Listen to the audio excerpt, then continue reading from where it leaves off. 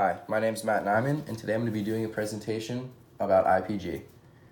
Interpublic Group of Companies was a motivation of mine because I don't necessarily want to work for them per se, but they do own a lot of companies that I will try to get internships at in the future. So they're such a massive company and in a public company, so I decided to do them. A little bit about the company. IPG is one of the world's largest advertising firms, led by CEO Michael Roth.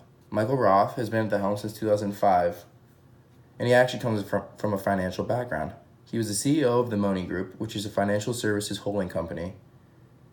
And they brought him on because despite having no background in advertising, he's so smart with finances that they thought he could steer the ship and correct the wrongs that they've done. And so far they've proven right because he's been the CEO now for 14 years and they're doing really well with him under control. Formed in 1930 by the merger of two smaller companies, IPG is now viewed as one of the big four in their field, along with Omnicom, Publicis, and WPP. They look to acquire companies in areas such as sports marketing, healthcare, talent representation, and public relations. Now, they will go outside these sectors, but those are the primary markets where they try to get their companies from. Between all of those, they own 54 companies and have a little over 54,000 employees. They currently sell for around $22 on the New York Stock Exchange, with a 52-week high of $25.77 and a 52-week low of $19.61. A little bit about balance sheet income statement. In current assets, they have $15.620 billion, and of that $15.790 billion is in cash.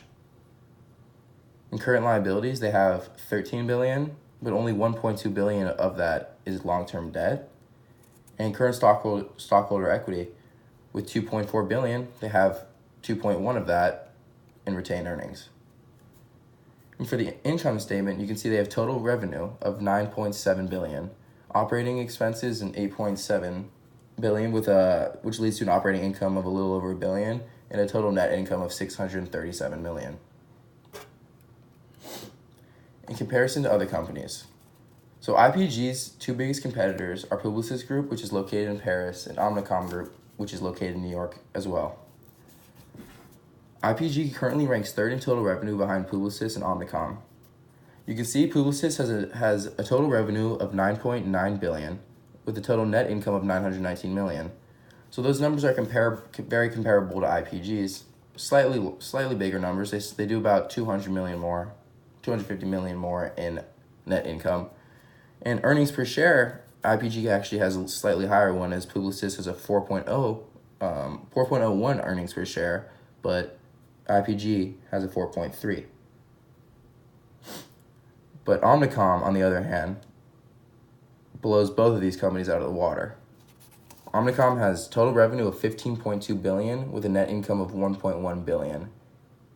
Omnicom is looked at as the gold standard in the advertising field. And a few years ago, actually, Omnicom and Publicis almost merged. It would have done $35 billion in revenue if they merged. So that could have been fatal for IPG, but luckily that fell through. So my investment recommendation. I see IPG as a low-risk, low-reward company.